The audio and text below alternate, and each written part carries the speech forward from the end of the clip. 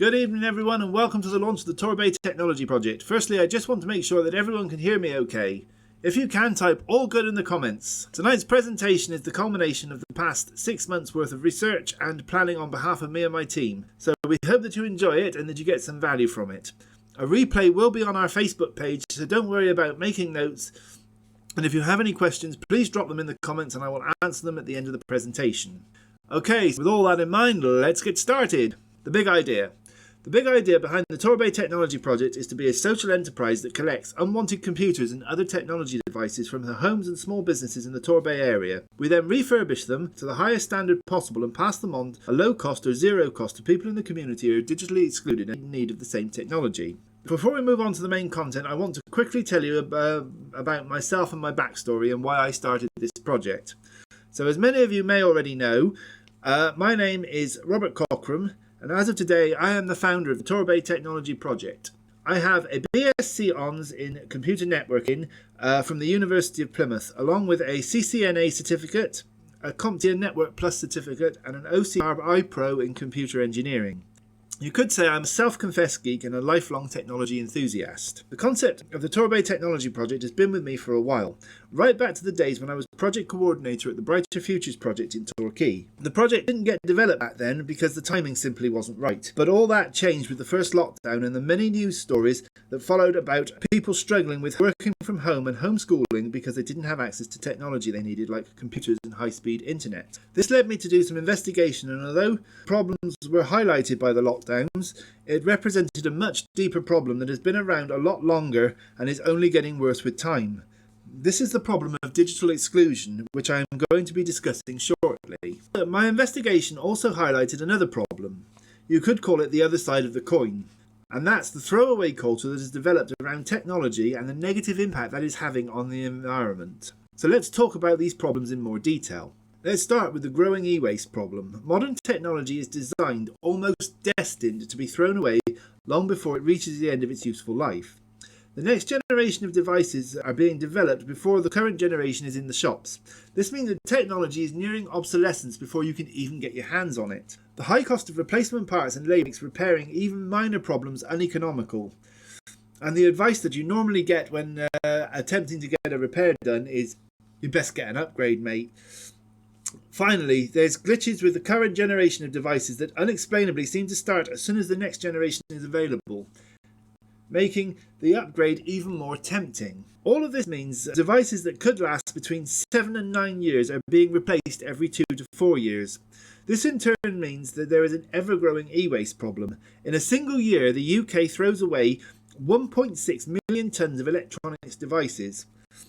This could be computers, monitors, televisions, mobile phones, tablets, etc. And this number is expected to grow and nearly double over the next 5 years.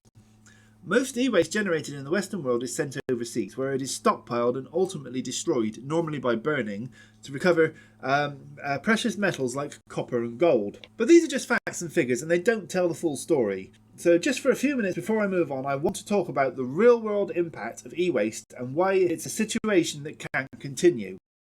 Health impact. Workers aiming to recover materials such as copper and gold are at risk of exposure to over 1,000 harmful substances, including lead, mercury, nickel, and that's to name just a few.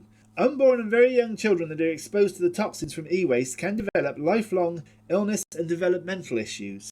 Other negative health effects related to e-waste include poor lung functionality, DNA damage, impaired thyroid, and the risk of more chronic diseases in later life such as cancer and cardiovascular diseases. Environmental impact. If the toxins in e-waste are allowed to leach into groundwater, they can have a serious negative impact on plant and animal life. Also, when electronic devices are incinerated, as many of them are, toxic chemicals are released into the air, making nearby air unbreathable and damaging the larger atmosphere. The other side of the coin, the digital divide. It's kind of ironic that whilst we're throwing away 1.6 million tonnes of electronic devices every single year, there are still 1.5 million homes in the UK alone that don't have access to the internet. This represents 2.7 million UK adults that are being excluded from the advantages and opportunities of the digital world, and about 227,000 school-aged children who are disadvantaged in their learning because they don't have access to the internet outside of the classroom. Once again, this is just numbers and they don't tell the whole story. So I just want to talk about how the digital divide is affecting people right now. It's more difficult to access essential services such as health advice, medical appointments and support services from things like housing and social care without access to the internet. It's more difficult to find work. Around 70% of jobs are now advertised exclusively through online portals such as Indeed, meaning it's much harder for people to find a job without using the internet. At the same time, it's harder to access employment support services like the Universal Credit Journaling System, which is required for people to claim universal credit. Keeping in contact, more and more communications are done online. This can be everything from keeping in contact with loved ones over like video calling or joining quiz teams. It can be very difficult to keep connected with the world, and you can easily become cut off from the world if you don't have access to this, which in turn can have a serious impact on a person's mental health. Financial disadvantages. Shopping in store is on average 18% more expensive than shopping online. It's more difficult to manage money because there are less banks. A lot of opportunities such as freelancing are only available online. Educational disadvantages. Almost all educational programs, including schools, colleges and universities, have an online element, even if you are not studying a subject that's ICT or technology related. This can include anything accessing additional learning materials, completing homework assignments, or to full lessons. Learners without access to a computer at home are more likely to struggle with their educational subject. Recreational learning with online services such as Skillshare and Udemy is not possible without internet access. The theory of change. When it comes to reducing e-waste, theoretically it's quite simple. We keep serviceable equipment in operation for longer. We make repairs to equipment where possible, and we reuse equipment that we no longer want. This is all good in theory, but in practice it's a lot more complicated, because often it's necessary to upgrade to get new features and in some cases better performance. When it comes to the digital divide, the key is having affordable equipment available to people who need it the most. This isn't all that simple either, because the high cost of new devices is cost prohibitive for some people, and there are others who really don't want to make a big investment to get started with something that they may not use. The solution, as we see it. If some of us have technology that we no longer need and others are in desperate need for the same technology, why can't one problem solve the other? Which brings me nicely to what the Torbay Technology Project intends to do as a social enterprise.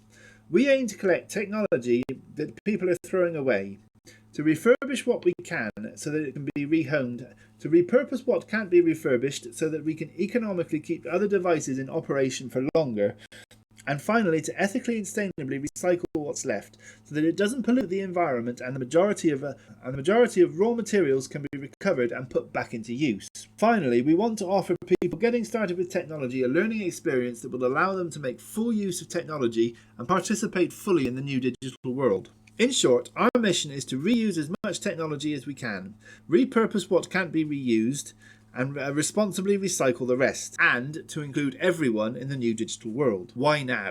We at the Torbay Technology Project believe the time to act to solve these problems is right now, because e-waste volumes are growing globally. Raw materials are rapidly running out, so technology is becoming more expensive and harder to source, and finally, digital inclusion becomes more important day by day as the world gets ever more digital. And soon, tangible services like banks and shops just won't exist anymore. No one can afford to be left behind as the world goes more digital, and no one should be. It may have taken a global pandemic to highlight the problems of digital exclusion, but the problem existed long before that and will continue to exist if something isn't done about it right now. So what we aim to do over the next 3 months.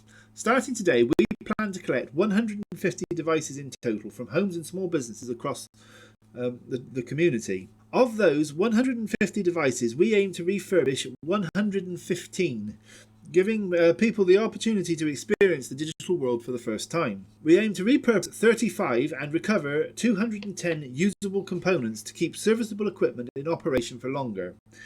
And finally, to properly recycle what's left so that raw materials can be recovered and reused to build new devices.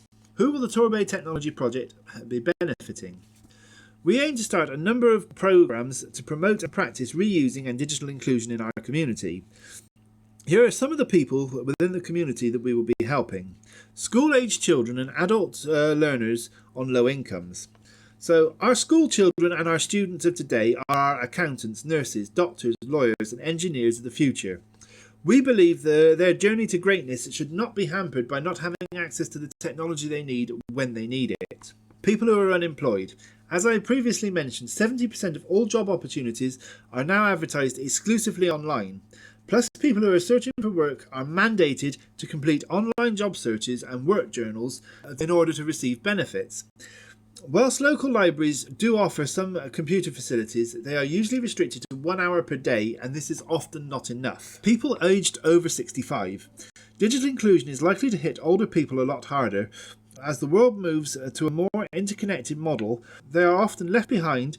This can cause social isolation and difficulty doing everyday tasks such as banking and shopping. The wider community. By offering an environmentally friendly and responsible way to get rid of unwanted electronics and a cheaper and more sustainable alternative to buying new, we will be benefiting the wider community. It all starts right here, right now, and here is how you can help. Giving your unwanted technology. Probably one of the easiest ways you can support the Torbay Technology Project right now is by donating your unwanted PCs, laptops, tablets, mobile phones and other devices. We will take all offers even if they are old, faulty or physically damaged, and we will make use of them as best we can. Help us with essential supplies. There are a few essential items that we are going to need to refurbish donated devices. These are things like thermal paste, cable ties, compressed air, etc. We have an Amazon wish list of all the essentials that we are going to need, and the link is in the description. Share our content to the world. You can also help us by letting everyone know about the project. There are some shareable resources on our website, thetorbaytechproject.co.uk, and there will be more added very soon. Finally, you can support our GoFundMe page. We're not currently running at full capacity and are limited to what we can do. We are holding a GoFundMe to raise £3,000 to open our first community technology hub. Not only this will be a base of operations for the project, but will also be a learning centre where people can learn by doing, safe in the knowledge that there will always be someone on hand to help out should there be a problem. Are there any questions? Okay, so that's it for tonight's presentation. From myself, Robert Cockram, and my team at the Torbay Technology Project, we hope you enjoyed it and got some useful information.